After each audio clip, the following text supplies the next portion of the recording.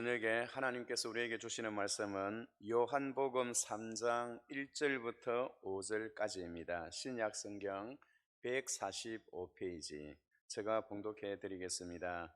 그런데 바리새인 중에 니고데모라 하는 사람이 있으니 유대인의 지도자라. 그가 밤에 예수께 와서 이르되 랍비여, 우리가 당신은 하나님께로부터 오신 선생인 줄 아나이다. 하나님이 함께 하시지 아니하시면 당신이 행하시는 이 표적을 아무도 할 수 없음이니이다. 예수께서 대답하여 이르시되 진실로 진실로 내게 이르노니 사람이 거듭나지 아니하면 하나님의 나라를 볼 수 없느니라. 니고데모가 이르되 사람이 늙으면 어떻게 날 수 있사옵나이까? 두 번째 모태에 들어갔다가 날 수 있사옵나이까?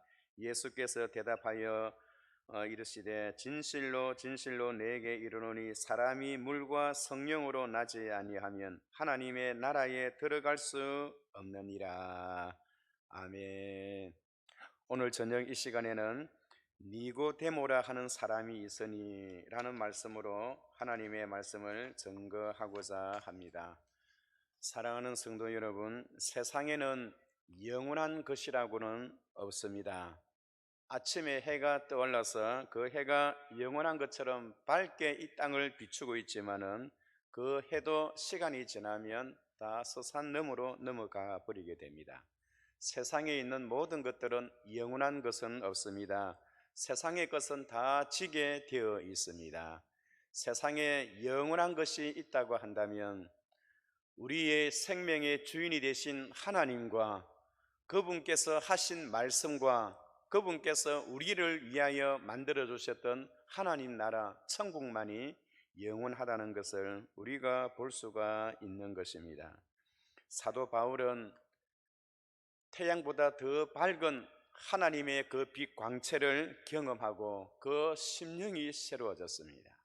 오늘 이 시간에도 사도 바울의 마음을 조명케 하게 하시고 태양보다 더 밝으신 하나님의 그 은총의 빛이 여러분들의 마음에, 우리의 마음에 다시 새롭게 조명되어지는 그런 역사가 있기를 주의 이름으로 축원합니다. 오늘 본문에 보면 밤늦게 니고데모라는 사람이 예수님을 찾아왔습니다. 그는 예수님께 왜 왔을까요? 호기심 때문에 왔을까요? 아니면 한참 인기가 충정하던 그때의 태양과 같은 분을 만나기 위해서 왔을까요? 아니면 그는 간절한 영적인 갈증 때문에 예수님께 나아왔는가요? 그는 예수님께 무슨 질문을 하고 싶어서 예수님을 찾아왔습니다. 그런데 예수님께서는 그가 질문하기 전에 우리 예수님은 그에게 먼저 말씀하셨습니다. 질문도 하기 전에 예수님은 그 니고데모에게 그 삶의 모든 전반부를 흔들어 놓는 그런 말씀을 하신 것입니다. 오늘 본문 3절에 보면 예수께서 대답하여 이르시되 진실로 진실로 내게 이르노니 사람이 거듭나지 아니하면 하나님의 나라를 볼 수 없느니라 라고 하였습니다. 여러분, 사람이 거듭나면 하나님의 나라에 들어갈 수 없느니라가 아니고 하나님의 나라를 볼 수도 없대요. 주님께서 그에게 하신 말씀은 하나님의 나라에 관한 이야기입니다. 니고데모는 바리새인 중에 바리새인이었고 70명의 사내들인 공회원 가운데 한 명이었으며 많은 그 당시의 유대 사회에서 존경을 받는 선생의 입장에 있었습니다. 그는 세상적으로 출세하고 성공한 사람이었습니다. 사람들의 모든 부러움을 한 몸에 다 안고 있었습니다. 그는 유대 사회에서도 가장 탑 클래스에 해당하는 그런 인물이었습니다. 주님은 세상에서 아무리 성공하고 출세를 한다 하더라도 하나님의 나라는 별개의 것이다. 세상에서 출세하고 성공했다고 해서 하나님의 나라에 들어가는 것이 아니라고 말씀하셨습니다. 거듭나지 아니하면 하나님의 나라에 들어갈 수 없는 것이 아니라 하나님의 나라도 볼 수가 없다는 것입니다. 세상의 나라는 수없이 많이 생겨서 흥망성쇠를 거듭하지만은 하나님의 나라는 영원합니다. 세상의 나라에서는 아무리 힘이 있는 제왕의 그런 위치에 있다 하더라도 하나님 나라의 문지기보다도 더 못한 것입니다. 여러분, 우리 주님은 지금 니고데모에게 너 하나님의 나라가 어떤 나라인 줄 아느냐? 그 하나님의 나라에 들어가기 위해서는 거듭나지 아니하면 절대로 하나님의 나라를 들어갈 수도 없을 뿐만 아니라 구경도 하지 못한다고 했습니다. 지금 너 상태로서는 하나님의 나라를 쳐다볼 수도 없다라고 이야기를 해 주었습니다. 여러분, 사람은 하나님 앞에서 진정으로 나는 어떤 존재인가 라는 것을 생각해 볼 필요성이 있습니다. 진정한 성도라면 하나님 앞에서 내 자신의 모습은 어떤 모습일까? 나는 어떤 사람일까? 라는 것을 분명히 생각해 보았을 것입니다. 누가복음 9장 23절에 보면 무리에게 이르시되 아무든지 나를 따라오려거든 자기를 부인하고 날마다 제 십자가를 지고 나를 따를 것이니라 라고 하였습니다. 세상에서는 아무리 대단해 보여도 주님에 대한 열정이 없으면, 하나님에 관한 부분에 전혀 관심이 없으면 하나님의 나라와는 멀어진다는 것입니다. 여러분, 그럼 하나님의 나라는 얼마나 대단할까요? 우리는 하나님의 나라 하면 잘못 생각할 때가 많이 있습니다. 하나님의 나라는 저 하늘의 천국에 있는 것이다. 또 그리고 어떤 사람은 하나님의 나라는 우리가 죽고 난 뒤에 저 세상에 있다라고 생각합니다. 그러나 주님은 그렇게 대답하지 않았습니다. 주님은 70명의 제자들을 전도를 보내고 나서 그들이 돌아와서 보고되어야 할 때에 우리가 하나님의 말씀을 증거할 때에 귀신들이 떠나가는 것도 보았나이다 하며 기뻐하고 자랑 삼아 이야기하던 그 제자들에게 우리 주님은 귀신이 떠나가는 것을 보고 기뻐하지 말고 너희의 이름이 하나님의 나라에 기록되는 것을 보고 기뻐하라라고 하였습니다. 여러분, 그만큼 하나님의 나라는 대단한 것입니다.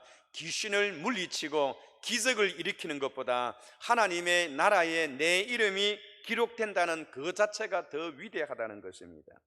본문에 하나님이 우리 주님께서 하나님의 나라를 본다라고 하는 것은 헬라어로 에이다라는 그런 말을 씁니다. 이것은 눈으로 보고 느끼는 것이 아니라 직접 하나님의 백성이 되어서 하나님의 나라를 경험하는 것을 말합니다.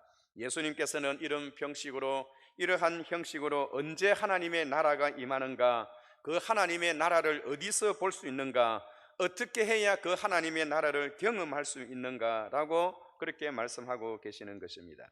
주님께서는 누가복음 9장 27절에 내가 참으로 너희에게 이르노니 여기 서 있는 사람 중에 죽기 전에 하나님의 나라를 볼 자도 있느니라 라고 하였습니다. 주님은 베드로와 요한과 야고보를 데리고 저 높은 변화산에 올라가시어서 변화되는 그 모습을 보이시고 구약의 모세와 엘리야가 나타나서 대화하는 그 자리를 보니 얼마나 영광스러웠던지 모릅니다. 그 영광스러운 그 자리를 보았던 베드로는 주님, 우리가 여기에 사는 것이 좋겠습니다. 참으로 하나님은 베드로에게, 이 세 제자에게 바로 하나님의 나라의 한 부분을 그에게 구경시켜 주셨는데 그들은 이 세상에서는 어디에서도 볼 수 없는 그런 광경인 것을 보았던 것입니다. 그럼 여러분, 우리는 어디서 하나님의 나라를 체험할 수 있나요? 어떻게 해야 하나님의 나라를 맛볼 수가 있나요? 누가복음 7장 20절에 보시면 바리새인들이 하나님의 나라가 어느 때에 임하겠나이까 묻거늘 예수께서 대답하여 이르시되 하나님의 나라는 볼 수 있게 임하는 것이 아니요 또 여기 있다 저기 있다 하여도 못하리니 하나님의 나라는 너희 안에 있느니라 라고 하였습니다. 여러분, 하나님의 나라는 우리가 죽고 난 뒤에 천국 가서 하나님의 나라를 경험하는 그것도 있지만은 너희 중에 바로 너희 안에 하나님의 나라가 있다고 하는 것입니다. 그러므로 하나님의 나라는 이중성을 가지고 있습니다. 천국이 하나님의 나라입니다. 그러나 이 세상에도 부분적으로 하나님의 나라는 발전하고 부분적으로 하나님의 나라는 확산되고 있다는 것을 우리에게 보여주고 있는 것입니다. 중요한 것은 우리가 이 땅에 있을 때에 그 하나님의 나라를 경험하고 하나님의 나라를 체험한다는 것이 중요합니다. 그럼 도대체 하나님의 나라는 어디에 존재하나요? 백악관에요? 청와대에요? 대학교에요? 그렇지 않습니다. 누가복음 7장 21절에 보면 주님의 대답은 바로 너희 안에 하나님의 나라가 있다라고 말하는 것입니다. 여러분, 우리 안에 하나님의 나라가 있는 것을 생각하시기 바랍니다. 우리 모든 성도들의 심령 속에 하나님의 나라가 존재하고 있다는 것입니다. 천사들은 우리 심령 속에 하나님의 나라가 있는 이것을 보고 천사들은 다 부러워합니다. 우리는 하나님의 나라가 있기 때문에 천사보다 더 귀한 존재입니다. 히브리서 1장 14절에 보면 모든 천사들은 섬기는 영으로서 구원받을 상속자들을 위하여 섬기라고 보내심이 아니냐. 여러분, 천사들은 우리를 섬기라고 보내었던 하나님의 종들입니다. 그래서 우리는 구원받은 하나님의 백성들은 천사보다 뛰어난 존재라는 것을 우리는 기억해야 합니다. 그럼 우리가 어떻게 할 때 하나님의 나라를 우리가 경험하고 하나님의 나라에 그렇게 우리가 들어갈 수가 있나요? 니고데모는 밤에 와서 거듭남과 영생에 관한 것을 주님으로부터 배우고 갔습니다. 그렇다면 여러분, 니고데모의 주님으로부터 사람이 거듭나지 아니하면 하나님의 나라를 볼 수 없느니라. 예수께서 대답하시되 진실로 진실로 내게 이르노니 사람이 물과 성령으로 나지 아니하면 하나님의 나라에 들어갈 수 없느니라. 주님으로부터 이 보석보다도 더 귀한 이 말씀을 들었던 니고데모는 앞으로 그의 삶이 어떻게 되었을까요? 특별히 요한복음 7장 50절에서 52절에 보면 그 중에 한 사람 곧 전에 예수께 왔던 니고데모가 그들에게 말하되, 이 요한복음에서 니고데모를 이야기할 때는 전에 예수께 와서 예수님을 만났던 사람, 그렇게 표현하고 있습니다. 우리 율법은 사람의 말로 듣고 행한 것을 알기 전에 심판하느냐? 그들이 대답하여 이르되 너도 갈릴리에서 왔느냐? 찾아보라, 갈릴리에서는 선지자가 나지 못하느니라 하였더라 라고 하였습니다. 사람들이 예수님의 인기가 높아지고 사람들에게 많은 사랑과 존경을 받고 사람들의 모든 헌망의 대상이 되었던 예수님을 보고 거기에 대적하는 무리들이 일어나는 것입니다. 그리스도인들은 원래 핍박과 고난을 각오하며 살아가는 사람들입니다. 사내들인 공의에서 예수님을 체포하라는 영장을 발부했을 때 그들은 예수님을 체포하러 갔던 사람들이 그냥 돌아옵니다. 사내들인 공의에서는 예수님을 체포하라고 영장을 발부했는데 예수님을 체포하러 간 사람들이 그냥 돌아왔다는 것입니다. 그래서 그들은 왜 예수님을 체포하지 않고 그냥 돌아왔느냐라고 할 때 그들이 하는 이야기가, 우리가 예수님을 체포하려고 하였지만은 그가 하는 연설과 그가 하는 설교와 그가 하시는 말씀을 들어볼 때에 이치에 어긋남이 없었습니다. 그분은 확실한 분입니다. 그래서 우리가 그분을 체포하지 못했다라고 이야기를 합니다. 그랬더니 사내들인 공회에서는 그 체포하러 갔던 그 사람들이 빈손으로 돌아오는 그 모습을 보고 분위기가 아주 험악해졌습니다.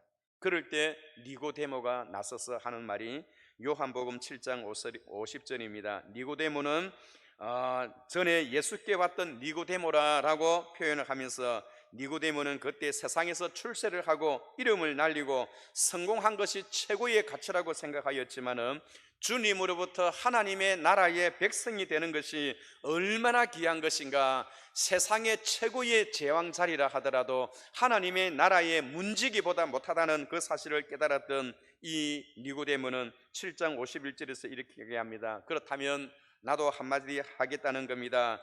우리가 잘못한 것이 없는 사람을 율법에 의하면 무슨 죄를 지었으면 확인을 해보고 그 사람을 체포를 하고 그 사람을 어떻게 조치를 처해야 하는데, 아직까지 그분이 어떤 잘못을 저질렀는지 드러난 것이 없고 결과가 나타나지 않았는데도 불구하고 그를 체포한다는 것은 잘못된 일이라는 겁니다. 하나님의 나라에 관하여 이야기 들었던 이 니고데모가 그 분위기가 아주 험악한 가운데 예수님 편을 들고 있는 것입니다. 자기는 전체가 다 사내들인 공의원들이 다 예수님을 체포하고 그를 죽이려고 하는 그 분위기 속에서 니고데모는 예수님의 편에 들고 있는 것입니다. 예수님의 편에 서면 그에게 어떤 불이익과 어떤 어려움이 닥치는지는 그는 잘 알고 있었습니다. 그런데도 불구하고 그는 그 험악한 자리에서 예수님의 편을 들고 있는 것입니다. 그러자 그들은 52절에 보면 너도 같은 한편이냐라고 이야기를 합니다. 니고데모는 자기가 공격을 받고 있는 이 어려움 속에서 내가 예수님의 편에 서지 아니하면, 예수님은 그런 분이 아니라고 내가 말하지 아니하면 내가 하나님 앞에서 도저히 견딜 수 없다는 것입니다. 여러분, 그 니고데모의 그 마음속에 분위기가 험악하고 많은 사내들인 공의원들은 예수님의 죄를 뒤집어 세워서라도 그를 체포하고 죽이려고 하는 그런 분위기 속에서 니고데모는 무슨 일이 있어도 예수님의 편에 서지 아니하면, 예수님에 대해서 자기가 진실을 밝히지 아니하면 이것은 내가 견딜 수 없음을 느꼈던 것입니다. 바로 그렇게 견딜 수 없는 그 마음속에 바로 하나님의 나라가 그렇게 임하는 것입니다. 그리고 주님이 십자가에 죽으셨을 때에도 요셉이 시신을 가지고 올 때 요한복음 19장 39절 40절에서 보면 이 니고데모는 어떻게 하고 있나요? 일찍이 예수께 밤에 찾아왔던 니고데모도 몰약과 침향 섞은 것을 100리터쯤 가지고 온지라 이에 예수를 시체를 가져다가 유대인의 장례법대로 그 향품과 함께 세마포로 샀더라.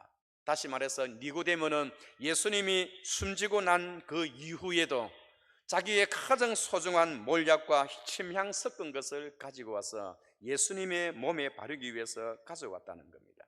그는 거듭남과 영생의 비밀이 무엇인가를 알고 어떻게 해야 하나님의 나라가 임하게 되는 것을 그는 잘 알고 있었기에 그는 그 어려운 환경 속에서 또 사람들로부터 따가운 시선을 당하고 자기의 그 사내들인 공회원의 그 자리에서 쫓겨나고 자기가 지금까지 쌓아 올렸던 모든 업적과 세상의 출세와 성공의 자리를 다 박차는 한이 있다 하더라도 그는 그 속에서 예수님의 편에 들지 않으면 안 될 그런 뜨거움을 느꼈다는 것입니다. 바로 뜨거움을 느꼈던 그 마음이 바로 하나님의 나라인 것을 우리 주님은 그렇게 증거하고 있는 것입니다. 니고데모가 예수님을 찾아온 이후의 그 모습은 그는 하나님의 백성으로서 하나님의 나라의 시민으로서 살았구나 하는 것을 우리가 볼 수가 있습니다. 여러분, 심령 속에 하나님의 나라가 있는 사람은 세상적인 사람들이 판단하는 생각과 판단하는 그런 기준이 다르다는 것입니다. 이 세상에는 지금 우리가 어떻게 하면 하나님의 나라를 경험할 수가 있는가? 오늘 니고데모의 삶의 모습을 통해서 예수님의 품에 들고 내가 어떠한 상황 속에서도 손해볼고 어려운 일을 당한다 할지라도 예수님 편에 서는 것, 하나님의 그 말씀을 증거하고 하나님의 입장에 서는 것, 그 심령 속에 하나님의 나라가 임한다는 것입니다. 1730년대에 우리가 잔 웨슬리를 잘 알고 있습니다. 잔 웨슬리는 1730년대 영국에서 미국으로 선교사로 3년을 계약하고 그렇게 선교를 가는데요, 얼마나 파도가 쳤던지 금요일에는 배가 그냥 막 휘청휘청거립니다. 토요일에는 그 배가 거의 다 침몰하기 직전입니다. 그리고 주일에 아침이 되었을 때에는 그 배가 거의 깨어지기 직전입니다.